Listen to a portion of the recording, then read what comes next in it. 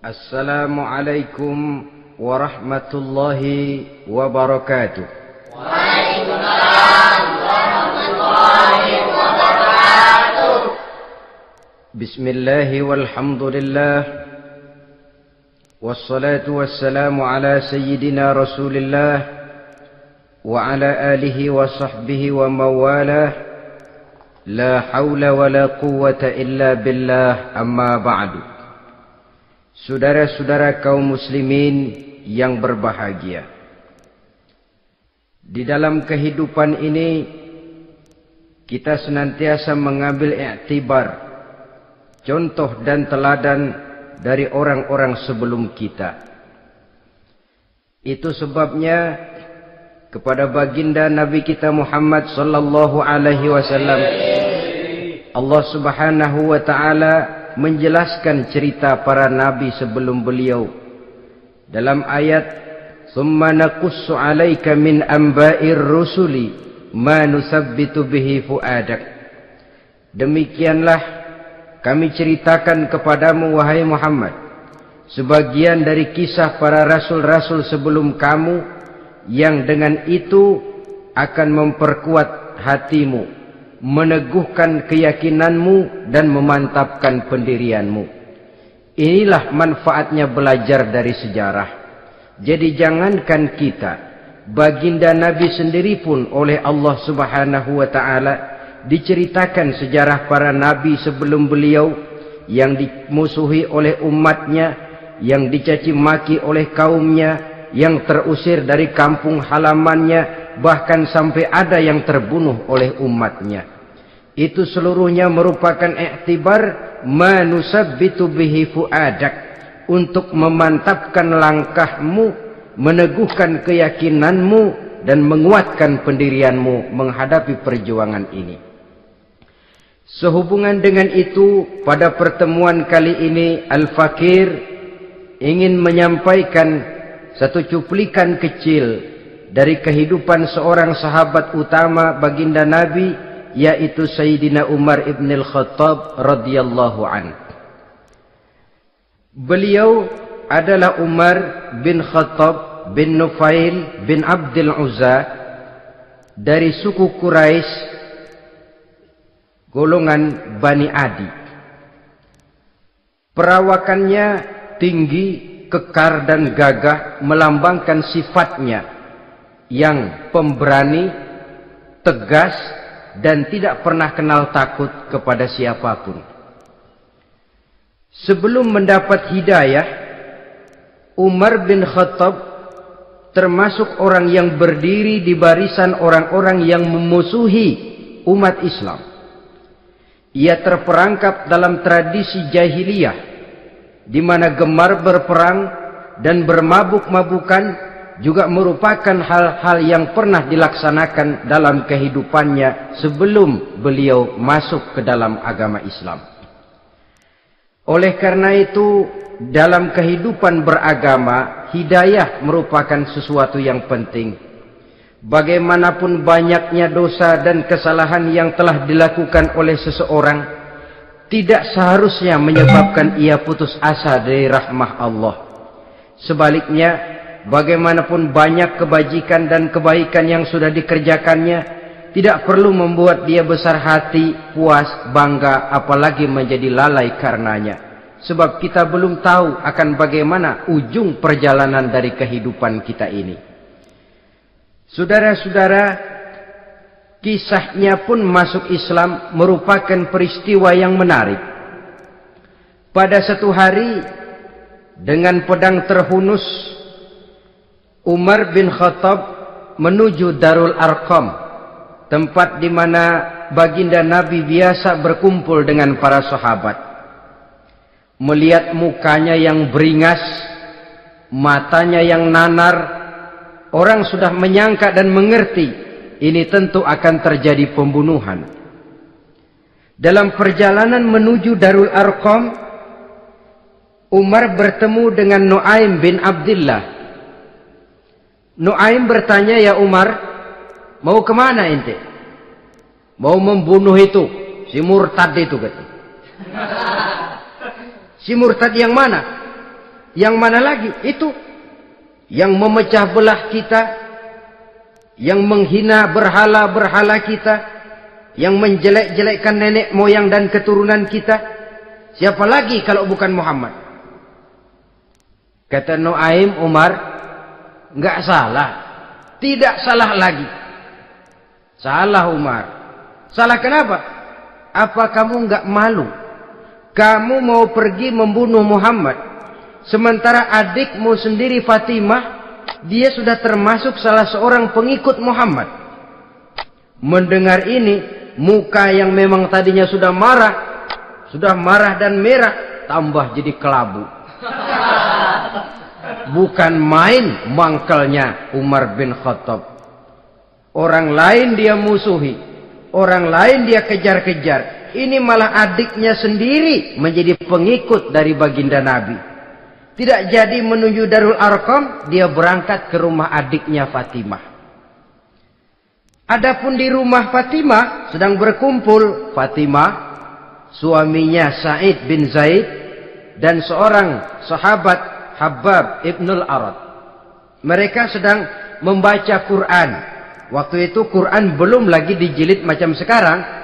Jadi masih merupakan suhuf atau lembaran-lembaran tercecer saja. Ketuk pintu. Ya tentu tidak assalamualaikum karena dia belum Islam. Tok, tok, tok. Siapa di luar? Umar. Mendengar suaranya saja, ini sahabat yang namanya Habbab ibnul Arad sudah lari ke belakang pintu. Sambil komat kamit baca doa mohon diselamatkan oleh Allah. Adapun Fatimah yang sedang memegang suhuf, lembaran tulisan Quran itu, menyembunyikan suhuf itu di belakang bajunya. Umar masuk. Fatimah, saya bang. Apa benar berita yang saya dengar? Berita apa itu bang? Bahwa kau sudah masuk Islam. Bang, andai kata Muhammad memang benar, bagaimana?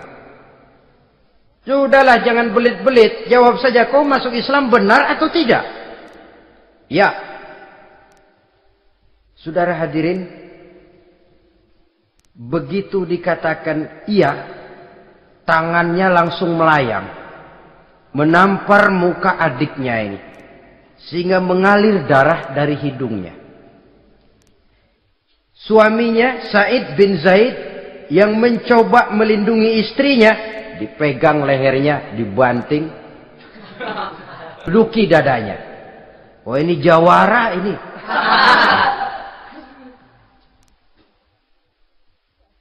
Namun pada saat sedemikian, suara kebenaran terpantul dari mulut Fatimah, adik dari Umar bin Khattab ini. Umar, apakah engkau memukul orang yang bersaksi bahwa tidak ada Tuhan melainkan Allah dan Muhammad Rasulullah? Apakah engkau menganiaya seseorang yang terpanggil untuk mengikuti kebenaran? Manusia macam apa engkau, Umar?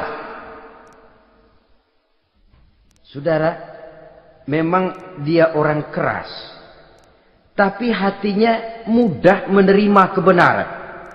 Sehingga mendengar kalimat adiknya ini tercenung dia sejenak, melongo, bengong kata anak sekarang.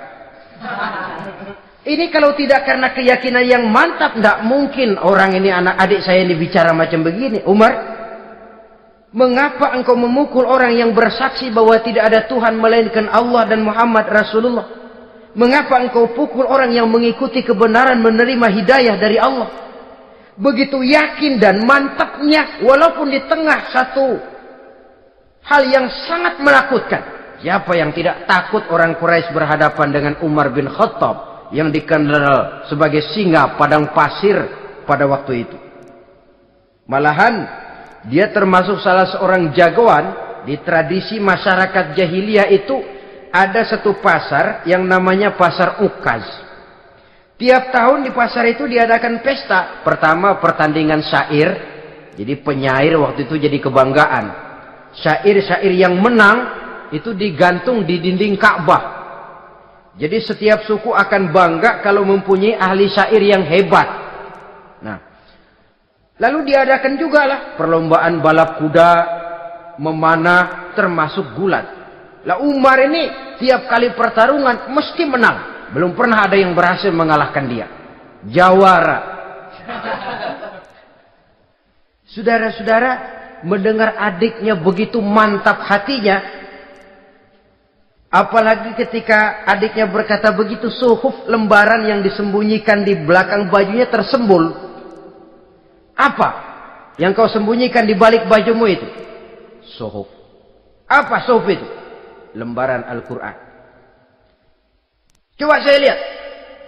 Enggak boleh. Kenapa? Kamu kotor. Orang kotor tidak boleh megang Quran. Saya mau lihat. Enggak boleh. Kalau kamu mau lihat, mandi dulu. Diturutinya permintaan adiknya itu. Lalu diambilnya suhuf tadi. Dia baca. Kebetulan ayat yang dibacanya, ayat pertama dari surah Toha, yang berlanjut dengan ayat 14 pada surah yang sama. Dia baca, Bismillahirrahmanirrahim.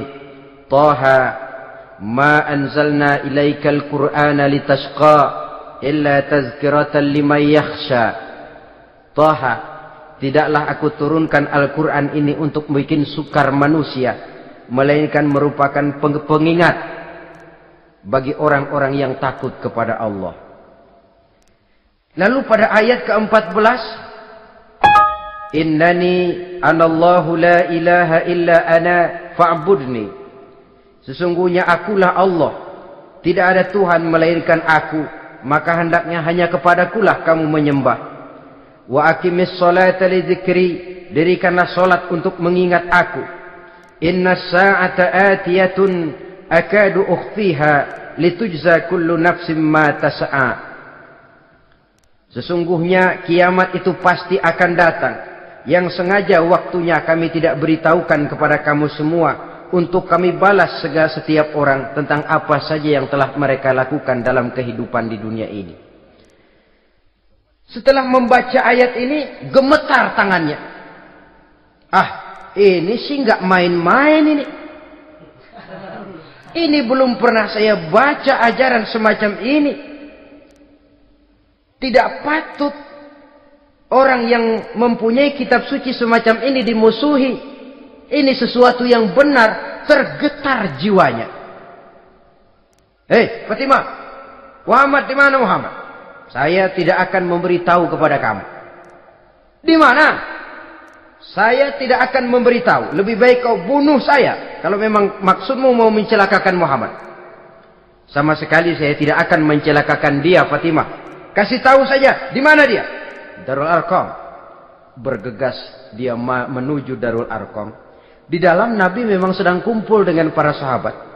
Termasuk ada Sayyidina Hamzah yang juga terkenal jawara juga. Ketuk pintu. Ketuk pintu. Siapa di luar? Umar.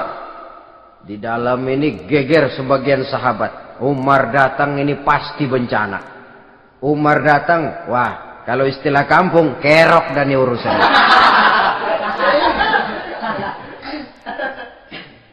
Tapi baginda Nabi menenangkan mereka. Tenang, mudah-mudahan ada hikmahnya.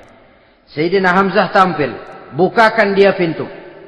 Kalau niatnya baik, kita terima. Kalau niatnya tidak baik, saya paling depan. Dibukakan pintu. Begitu dibukakan pintu, Umar masuk merangkul baginda Nabi. Kemudian dengan tersendat, Ashhadu an la ilaha illallah wa ashhadu annaka ya Muhammad Rasulullah. Saya bersaksi tidak ada Tuhan melainkan Allah, dan saya bersaksi bahwa engkau hai Muhammad adalah utusan Allah. Sahabat takbir semua, Allahu Akbar, Allahu Akbar. Kegembiraan meliputi suasana ketika itu. Kenapa? Karena sebelumnya, dikala Umar belum masuk Islam, dia merupakan ganjalan yang paling dikhawatirkan oleh umat Islam. Setelah dia masuk Islam, jelas merupakan satu keuntungan yang sangat besar. Dan dia tertarik kepada Islam bukan karena bujuk rayu orang, tidak karena diberikan harta, tidak karena diiming-iming oleh kedudukan tinggi, tapi karena kebenaran hidayah menembus hatinya melalui wasilah ayat dalam surah Thaha yang dibacanya melalui suhuf yang dipegang oleh adiknya tadi. Sejak saat itu berubah 180 derajat Umar bin Khattab radhiyallahu anhu. Tetapi tetap dengan sifatnya keras, tegas, dan tidak pernah kenal takut kepada siapapun. Cuma kalau sebelum Islam, dia kerasnya kepada Islam. Setelah dia masuk Islam, muter arah. Kepada siapapun yang memusuhi Islam, dia bersikap keras, tegas, dan tidak pernah kenal takut. Bahkan setelah beliau masuk Islam, satu hari ketika di Darul Arqam kumpul-kumpul, waktu itu Nabi belum berdakwah secara terbuka karena pengikut masih sedikit. Sayyidina Umar usul, "Ya Rasul, ada apa Umar? Alasna 'alal haq fi mamatina wa mahyana." Ya Rasul, bukankah kita ini berdiri di atas sesuatu yang benar? Bukankah mati kita, hidup kita untuk melaksanakan sesuatu yang benar? Bala ya Umar, betul Umar. Wallazi nafsi biyadih, innakum la'alal haq in muttum wa in hiyitum. Demi Allah Umar, kata Nabi, sesungguhnya kamu dan kita semua berdiri di atas kebenaran, hidup ataupun mati. Setelah mendapat jawaban begini, Umar masuk kepada tujuan pembicaraannya. Izan ya Rasul, fafimal ihtifar.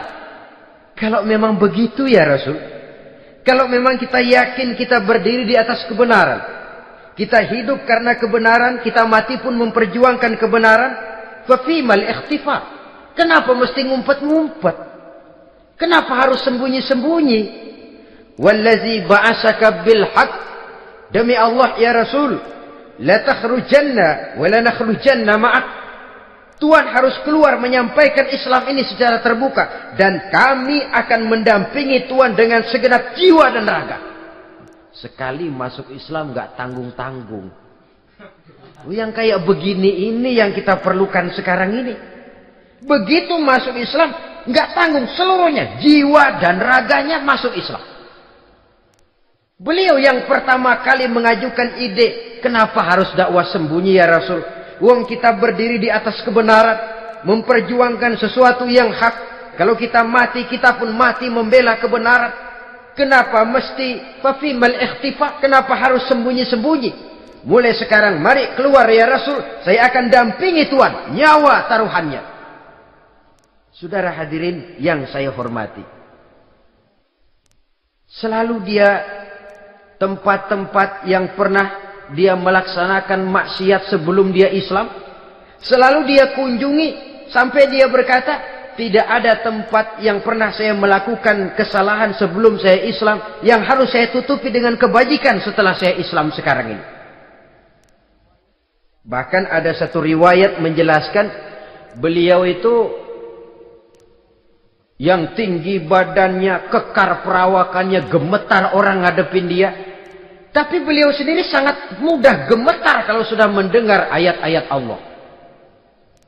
Sehingga ada satu riwayat menjelaskan Sayyidina Umar itu setelah masuk Islam, kalau sholat kadang-kadang bila menoleh ke kanan, beliau senyum. Bila menoleh ke kiri, beliau menangis, berurai air mata.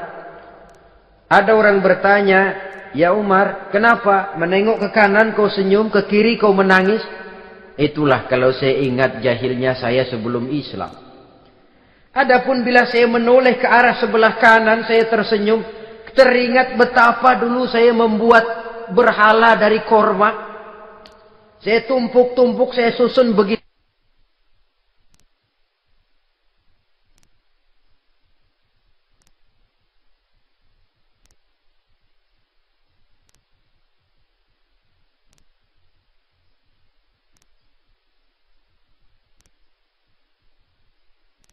Itu rupa.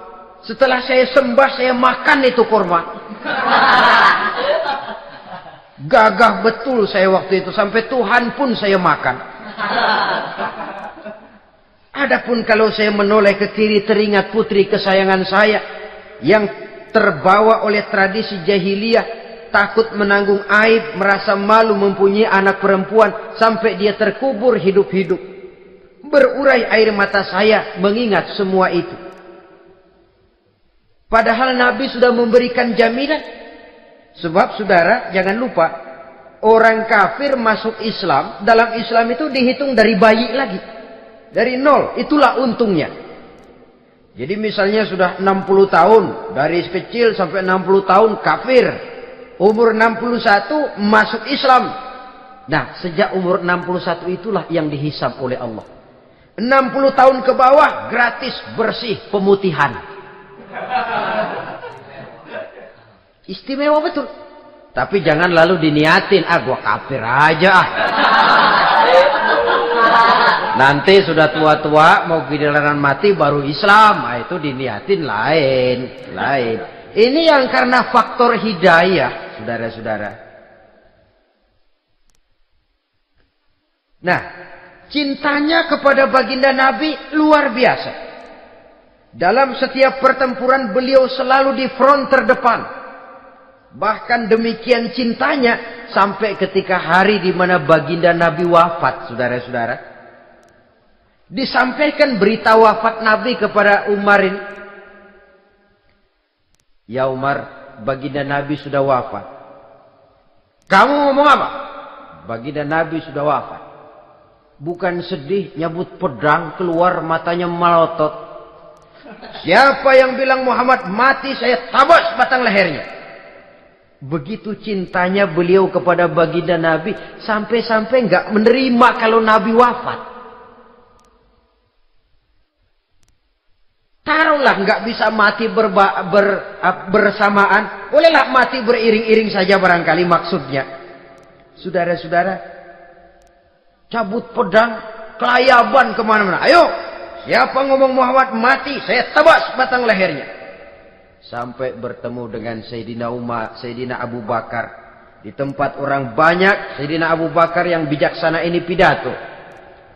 Ayuhan nas, man kana ya'budu Muhammadan fa inna Muhammadan qad mata. Wa man kana ya'budu Allah fa inna Allah hayyun la yamut. Wahai manusia, barang siapa yang menyembah Muhammad, maka Muhammad sudah mati. Tetapi barang siapa yang menyembah Allah, Allah akan hidup selamanya dan tidak akan pernah mati. Mendengar pidato ini, Sayyidina Umar sadar bahwa sebenarnya yang tidak bisa mati itu cuma Allah. Bagaimanapun agungnya baginda Nabi, besarnya baginda Nabi, tinggi akhlak budi pekertinya Nabi, cintanya beliau kepada Nabi, Nabi manusia. Dan manusia harus mati. Kemudian dibacakan surah Ali Imran ayat 144. Wa ma Muhammadun illa rasul qad khalat min qablihi rusul afa immata aw qutilan qalabtum ala aqabikum. Muhammad tidak lain daripada manusia, telah datang kepadanya rasul. Apakah jika ia mati engkau kembali menjadi murtad atau mundur ke belakang? Mendengar ayat ini dibacakan, Sayyidina Umar sadar, berurai air matanya, menangis dalam kesedihannya. Ini cintanya yang demikian tinggi kepada baginda Rasulullah sallallahu alaihi wasallam. Begitulah seluruh kesalahan yang dia lakukan pada saat sebelum dia masuk Islam, berusaha dia tutupi dan dia tebus dengan segala kebaikan, pengabdian, perbuatan soleh setelah dia masuk Islam. Sehingga diajarkan oleh baginda Nabi, ittaqillaha haitsu ma kunta wa atbi'i sayyi'atal hasanata tamhuha wa khaliqin nasa bi khuluqin hasanin. Bertakwalah kamu kepada Allah, kata Nabi, dimanapun saja kamu berada. Jadi takwa tidak kenal tempat. Dimanapun saja kamu berada, bertakwalah kepada Allah. Di rumah takwa, di pasar takwa, di kantor takwa, di tengah orang banyak takwa, pada waktu sendirian takwa. Ittaqillaha haitsu ma kunta. Bertakwalah kau kepada Allah dimanapun saja kamu berada. Jangan takwa pakai tempat. Di masjid takwa, di kantor nyolong. Itu tidak haitsu makunta. Yang diajarkan oleh Nabi, dimanapun kamu berada, bertakwalah kepada Allah. Wa atbi'i sayyi'atal hasanah tamhuha. Dan iringi perbuatanmu yang salah dengan kebaikan. Jadi kalau satu saat terselip kita berbuat salah, cepat iringi dengan kebaikan. Tamhuha, dengan harapan kebaikan yang kita kerjakan akan menutupi dosa yang terselip kita lakukan. Ngomongin orang, astagfirullahaladzim. Banyak istighfar. Istighfarnya mudah-mudahan bisa nutupin dosa karena ngomongin orang. Tapi jangan lalu tambah sulap. Ngomongin orang istighfar. Terus ngomongin lagi istighfar lagi. Itu tentu tidak bisa dengan cara begitu. Barangkali terselip pernah mengambil harta orang tanpa alasan yang hak. Imbangi dengan rajin sedekah misalnya. Barangkali pernah menyakiti hati orang, imbangi dengan perbuatan yang bisa menyenangkan hati orang lain. Itu namanya mengiringi perbuatan yang bersifat salah dengan kebajikan. Ini yang dilakukan oleh Sayyidina Umar. Setiap pelosok hampir dia datangi. Tempat-tempat di mana dia pernah melakukan kesalahan sebelum Islam, di sana dia tegakkan kebajikan dan kebaikan. Kegagahannya, keperkasaannya, keberaniannya sepenuhnya bulat-bulat sudah diwakafkan untuk kepentingan Islam. Saudara hadirin yang saya hormati, diperlukan orang-orang yang punya keberanian macam Sayyidina Umar. Berani karena panggilan hidayah, bukan berani babi. Babi berani juga babi, cuman nyeruduk. Artinya berani yang tanpa pertimbangan.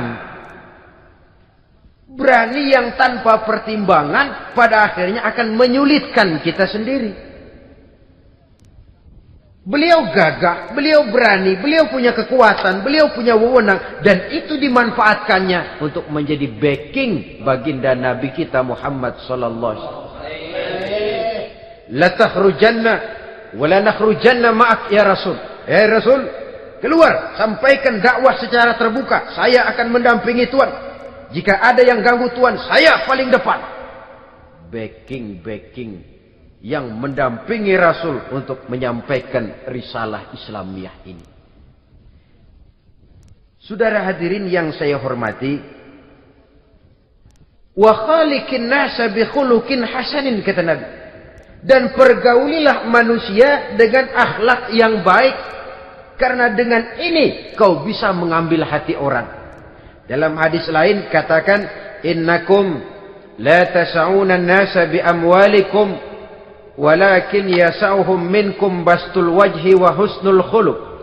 Kamu tidak akan bisa menyenangkan orang banyak dengan hartamu, tapi kamu bisa ambil hati mereka dengan budi pekerti yang luhur dan muka yang manis. Dengan harta belum tentu kita bisa menyenangkan semua orang. Tapi budi pekerti yang luhur, muka yang manis, itu yang akan bisa membuat kau menyenangkan orang banyak.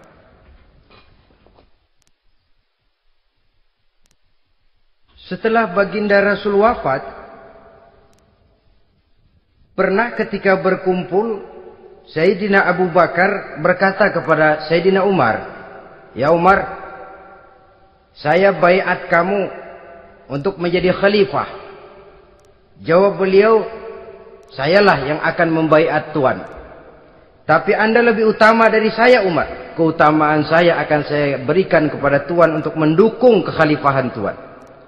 Di sini kelihatan wataknya yang tidak ambisius. Gagah, berani, perkasa, tapi tahu diri. Enggak nyelonong. Tidak menggunakan kekuasaannya, kegagahannya untuk maksud yang sewenang-wenang. Oleh karena itu setelah Sayyidina Abu Bakar wafat, beliau dilantik menjadi khalifah, keluarlah pidatonya yang terkenal.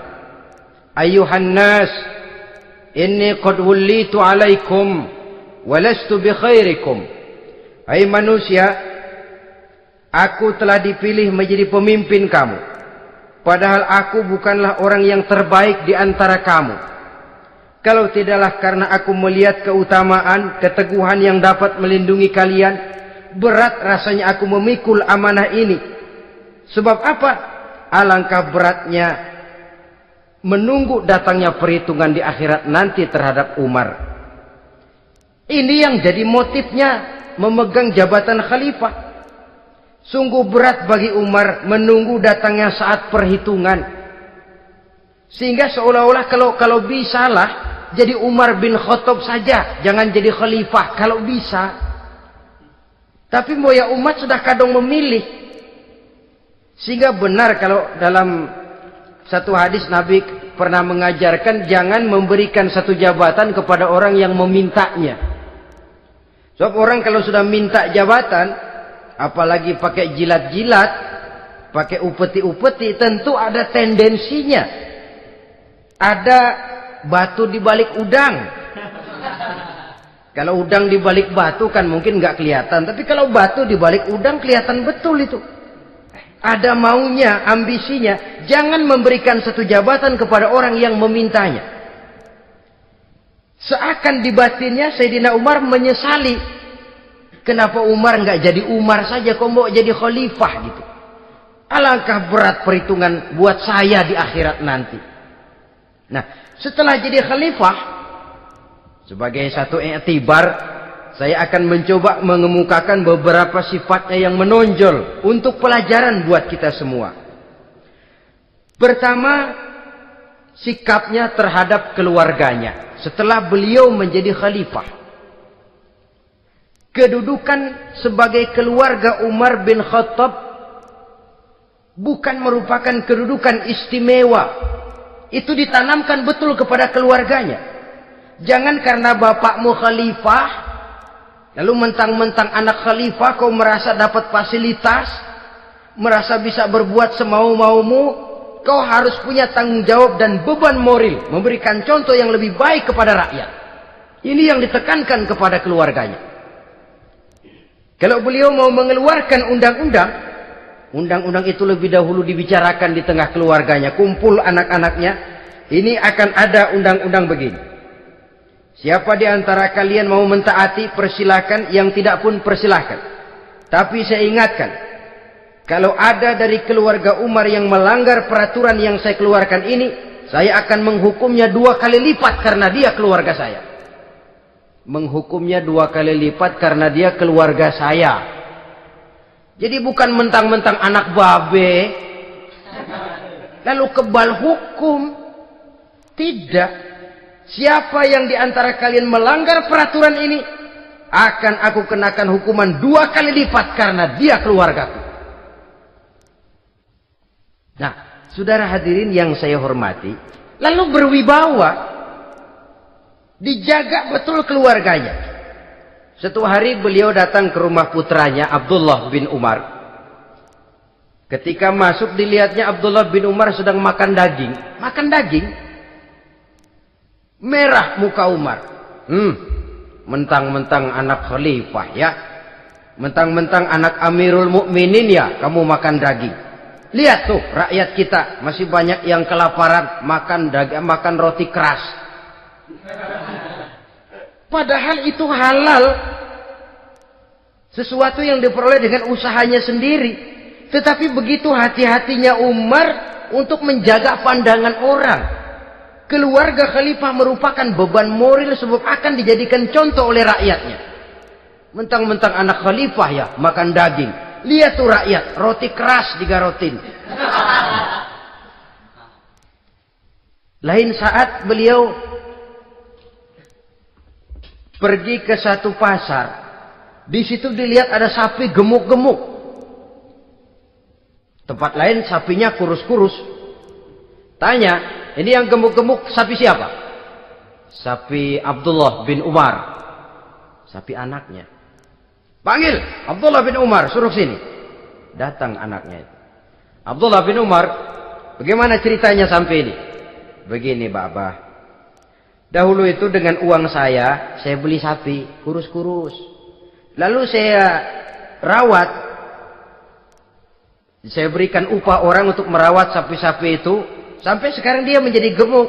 Akan saya jual dan keuntungannya tentu sesuatu yang halal. Subhanallah, kata Umar. Kau ini anak Amirul Mukminin. Jual sapimu. Ambil modalnya, untungnya, masukkan Baitul Mal untuk urus kepentingan orang Islam. Dia nggak mau anaknya terlibat bisnis, ndompleng kekuasaan ayahnya. Karena mentang-mentang anak khalifah lalu segala macam bisnis lancar. Orang takut karena apa? Anak babe. Ada lagi. Pada waktu pembagian harta ghanimah, putri beliau yang namanya Hafsah, ini adalah istri baginda Nabi, meminta bagian. Kaum kerabat ayah, ini kerabat khalifah, kitalah dulu kerabat. Kalau kau kerabatku, maka jatahmu nanti dari ayahmu. Harta ini masih lebih banyak dibutuhkan oleh orang-orang Islam. Nanti belakangan kalau ada sisanya. Belakangan kalau ada sisanya. La haula wala quwata illa billah.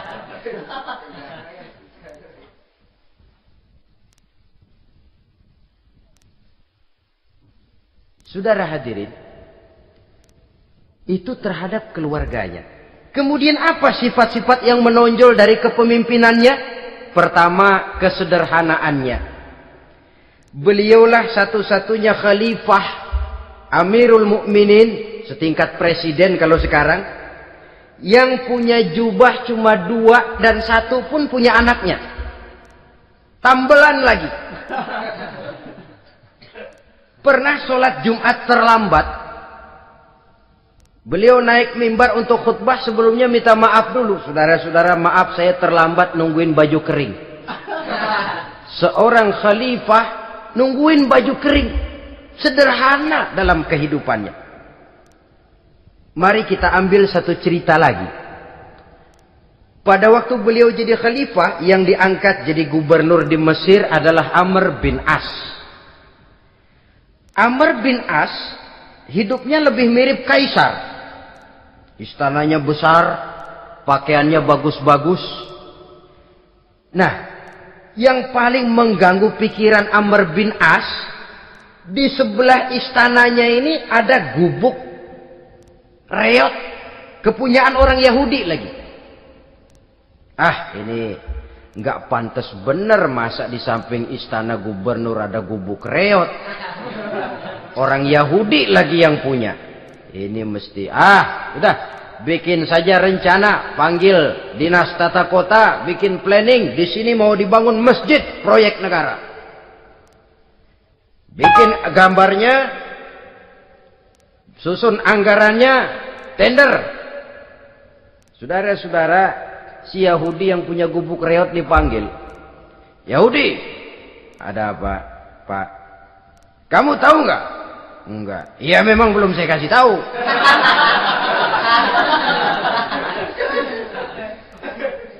Ada apa, Pak? Itu kamu punya gubuk.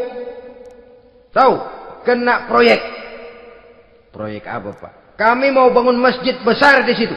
Dan tidak sesuai ada gubuk reot di samping tempat gubernur. Jadi maksud Bapak, gubukmu, tanah-tanahnya mau saya bebaskan. Saya beli.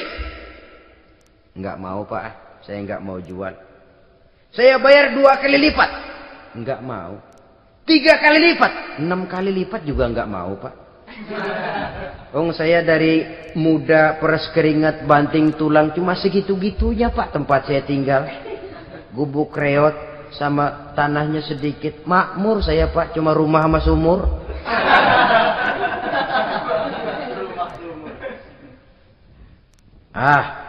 Ini Yahudi kelewatan juga. Akhirnya turun perintah, sudah, kalau dia nggak mau dibebaskan, gusur saja, tarik, ambil bulldozer. Digusur. Yahudi ini berurai air matanya. Aduh, begini jadi rakyat kecil, udah jatuh ketiban ember lagi. Tapi pikir-pikir Amr bin As kan bukan yang paling atas. Dia kan cuma pejabat, masih ada atasannya lagi. Lapor lapor. Yahudi ini berangkat ke Madinah. Bayangkan dari Mesir ke Madinah. Jalan. Di sepanjang jalan dia berpikir. Fikir membanding-banding. Kalau gubernurnya saja istananya begitu mewah, apalagi khalifahnya. Kalau gubernurnya galak main gusur, apalagi khalifahnya. Dan saya bukan orang Islam, apa dia lemin ngadu? Apa dapat tanggapan? Berangkat dia sambil harap-harap cemas. Sampai di pintu kota Madinah, dia temui orang lagi tidur di bawah pohon korma. Selamat siang Pak. Ada apa? Pak. Apa? Mau lapor. Lapor apa? Bapak tahu Khalifah Umar bin Khattab? Tahu? Istananya di mana Pak? Istananya di atas lumpur. Di atas lumpur. Di atas lumpur. Pengawalnya banyak Pak. Banyak. Siapa Pak? Yatim piatu, janda-janda tua, orang-orang miskin, orang-orang lemah, itu pengawalnya. Pakaian kebesarannya apa sutra apa Pak? Pakaian kebesarannya malu dan takwa. Saya nggak ngerti Pak. Itulah Umar bin Khattab. Lalu orangnya sekarang di mana Pak? Di depan ente. Rupanya yang dia tanya itulah orangnya. Gemeter Yahudi ini, keringat bercucuran. Coba, istananya di atas lumpur. Sebab beliau berprinsip, bagaimana saya bisa menghayati nasib rakyat kalau saya tidak merasakan apa yang mereka rasakan? Bagaimana saya nggak bisa tahu sakitnya lapar kalau saya belum pernah kelaparan? Itu prinsipnya. Istananya di atas lumpur. Para pengawalnya yatim piatu, janda-janda tua, orang-orang miskin, orang-orang lemah dan tidak mampu. Dan pakaian kebesarannya malu dan takwa. Kamu dari mana? Dari Mesir Pak. Ada apa? Mau laporan gubernur Bapak di Mesir yang namanya Amr bin As. Kenapa? Main gusur aja Pak. Ceritanya? Iya, dia mau bangun masjid. Kebetulan di areal itu saya punya tanah sama gubuk segitu-gitunya. Saya nggak mau dibeli, digusur Pak. Saya mau mencari keadilan. Begini. Kamu lihat tempat sampah itu? Lihat. Di situ banyak tulang. Coba kamu ambil kemari satu. Tulang unta, bawa sini. Bingung Yahudi. Pak, saya kemari mau cari keadilan. Kalau tulang mah di Mesir juga banyak Pak. Sudahlah, pokoknya kau ambil saja tulang itu. Dicoker-coker dapat dikasih. Tulang itu digaris lurus oleh Sidina Umar dengan ujung pedang. Red. Nah, nih, kau bawa kepada Amr bin As. Makin bingung itu Yahudi. Suruh bawa tulang cuman digaris. Nanti saya ngomong apa Pak? Sudahlah, kasih saja. Pulang dia. Sampai di Mesir. Tuan Gubernur, ada apa? Saya baru menghadap khalifah. Kemudian beliau sampaikan ini. Dikasih tulang. Amr bin As ngelihat tulang ada goresan lurus dengan ujung pedang. Gemetar. Badannya keluar keringat dingin. Panggil kepala proyek. Proyek batal. Masjid nggak jadi didiriin. Itu gubuk Yahudi diriin lagi. Ini Yahudi makin bengong. Ini gubernur dapat tulang doang segitu takutnya.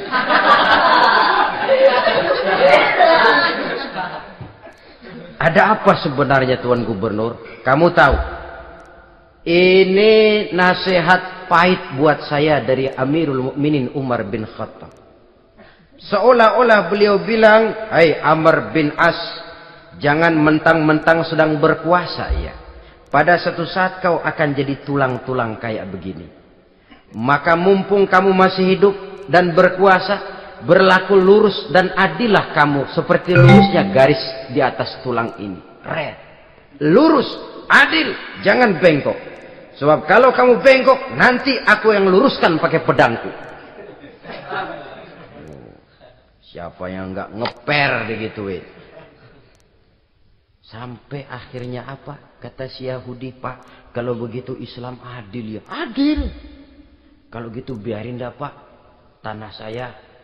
Mau kamu jual? Bukan saya jual, Pak, saya kasih aja dah. Campur gubuk-gubuknya, ambil aja dah.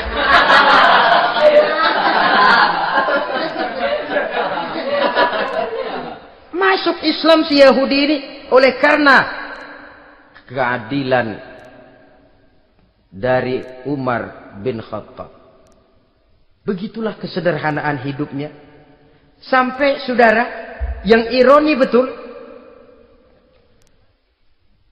pernah Utsman bin Affan, Ali bin Abi Thalib, Thalhah dan Zubair kumpul mendengar berita bahwa Sayyidina Umar ini punya hutang.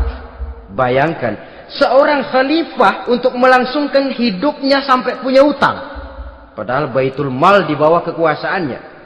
Berunding Utsman, Ali, Thalhah, Zubair. Kalau kita langsung ngomong sama Umar nggak enak dong, dia nggak bakalan terima. Lewat putrinya aja, Hafsah. Baik. Hafsah ngomong sama Umar, Abah, kenapa? Bagaimana kalau honor Abah ditambah, ditingkatkan supaya hutang bisa ketutup? Hafsah, saya Abah. Siapa yang nyuruh kamu ngomong begitu? Enggak ada. Ada. Saya tahu ada ini. Kalau enggak ada, kamu enggak mungkin ngomong begitu. Tapi orangnya kalau saya tuntut, mereka mungkin enggak mau. Sekarang saya mau tanya Hafsah, kau kan istri Rasul, betul? Nah, saya mau tanya, suamimu makanannya apa? Daging? Bukan. Roti. Tempat tidurnya kasur empuk? Bukan.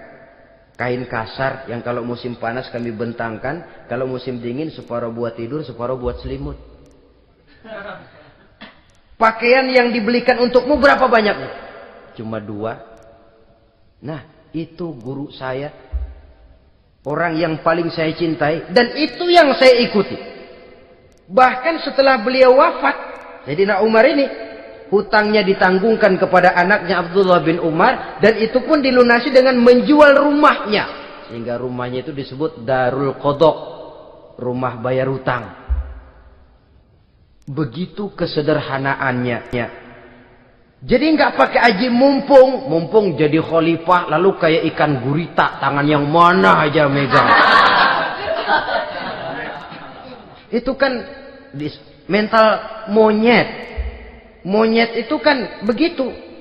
Tangan megang kiri kanan, mulut ngawal, kaki megang, temennya dikasih masih ngerampas juga. Monyet rakus betul itu. Itu kesederhanaannya. Kenapa kesederhanaan ini timbul? Karena sikap zuhudnya.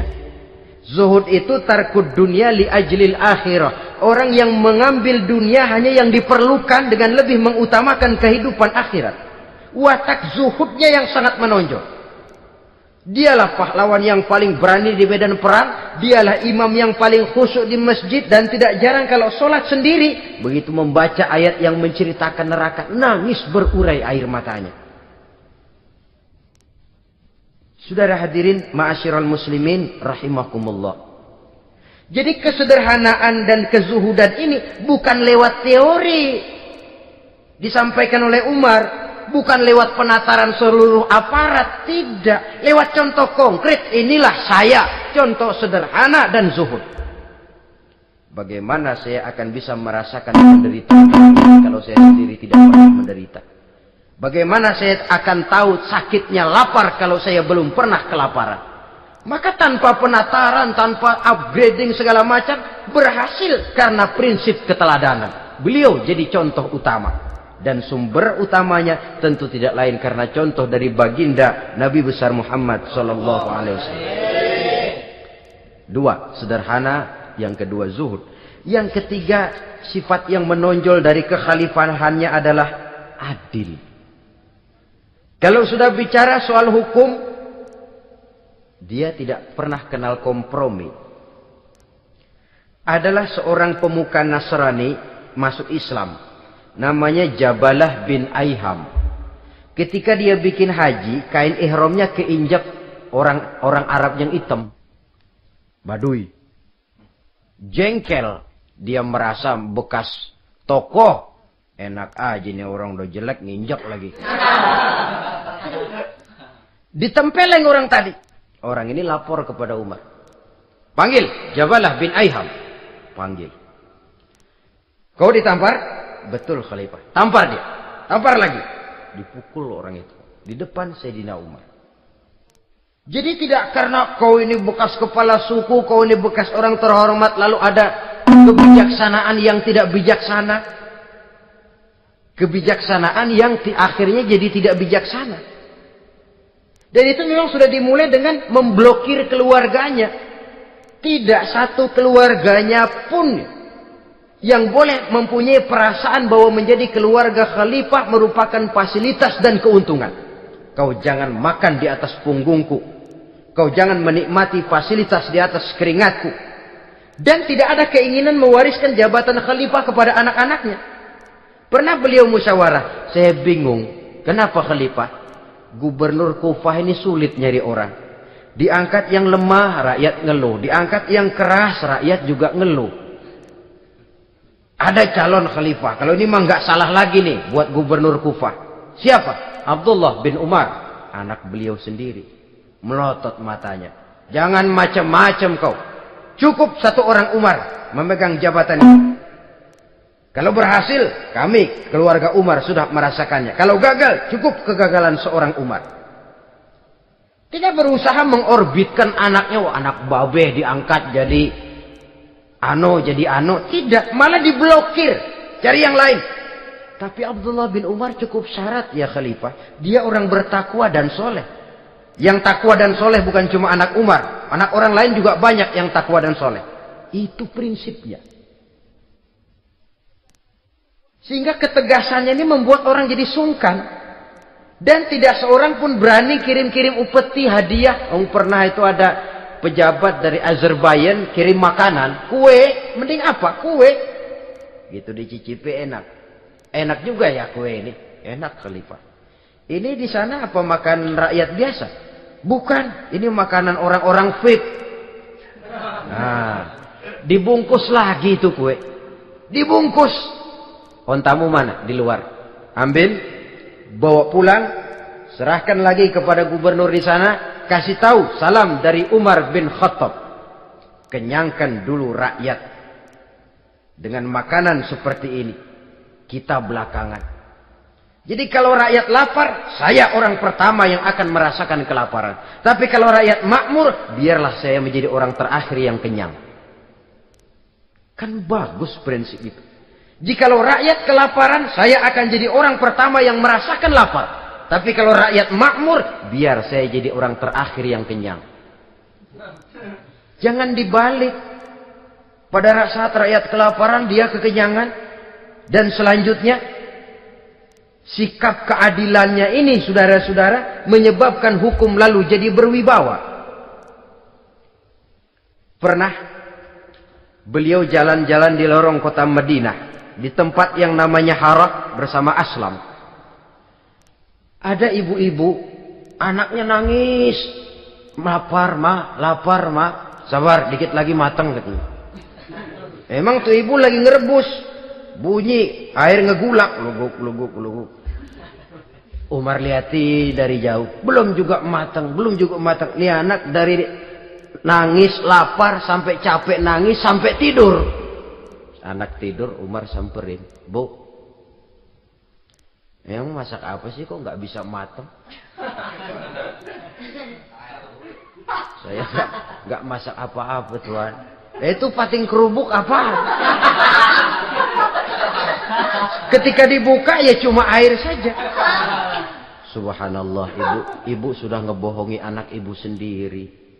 Habis harus bagaimana tuan? Saya sudah nggak punya makanan untuk dimasak. Sementara perut nggak kenal kompromi. Jalan satu-satunya, ya terpaksa anak saya bohongi. Saya bilang sebentar lagi matang sampai dia tidur sekarang ini. Memangnya Khalifah Umar gimana sih ngurusi rakyatnya? Subhanallah, dia orang zalim. Dia yang memegang urusan kami, tapi dia nggak tahu nasib saya. Anak kelaparan, keluarga terlantar. Oh, begitu. Iya. Zalim betul Umar bin Khattab itu. Kalau begitu ibu tunggu sebentar. Dia pulang bersama Aslam menuju Baitul Mal. Dia ambil tepung 1 karung, dipikul sendiri. Dipikul sendiri, kata Aslam, ya Khalifah, biar saya yang bawa. Jangan. Kenapa Khalifah? Apa kau kira kau sanggup mikul dosa saya di akhirat nanti? Biar saya yang mikul sendiri. Dia bawa ke tempat tuh ibu-ibu. Dia masakin sendiri. Nah bu, sudah matang, persilakan masak. Makan. Alhamdulillah Tuhan. Tuhan Allah memberkahi Tuhan. Tuhan lebih baik dari Umar bin Khattab yang zalim itu. Memang sebenarnya Tuhan siapa, kata tuh ibu? Saya. Iya. Saya ya Umar bin Khattab yang ibu bilang zalim itu. Gemetar si ibu. Gemetar si ibu. Tapi memang peka dan menghargai kritik orang. Tidak membungkam setiap orang yang nadanya sumbang atau berbeda. Kadang beliau berkata, saya khawatir karena orang terlalu segan dengan saya, lalu nggak ada yang berani negor kalau saya salah. Kan begitu biasanya. Karena sudah terlalu segan, lalu semuanya orang mau diaminin saja. Asal dibilang nggak benar, marah, jengkel. Lalu disingkirin, maunya diiyain, inggih kula nuwun. Oke bos. Beliau bilang, saya khawatir kalau tidak ada orang yang mau menegur kesalahan saya jika saya terlanjur nanti. Tahu-tahu muncul orang, demi Allah, saya akan menegur Tuhan dengan pedang saya ini. Cerah mukanya, senyum bibirnya, alhamdulillah, anak muda, saya memerlukan orang macam kau. Yang berani berkata ya terhadap yang benar dan tidak terhadap yang tidak benar, apa dan bagaimanapun resikonya. Di sini kelihatan sikap beliau menghadapi orang yang berbeda pendapat. Keadilan, keberanian dan ketegasan, cepat menerima kebenaran merupakan serentetan dari sifat-sifat utama beliau sejak masuk Islam sampai menjadi khalifah yang kedua.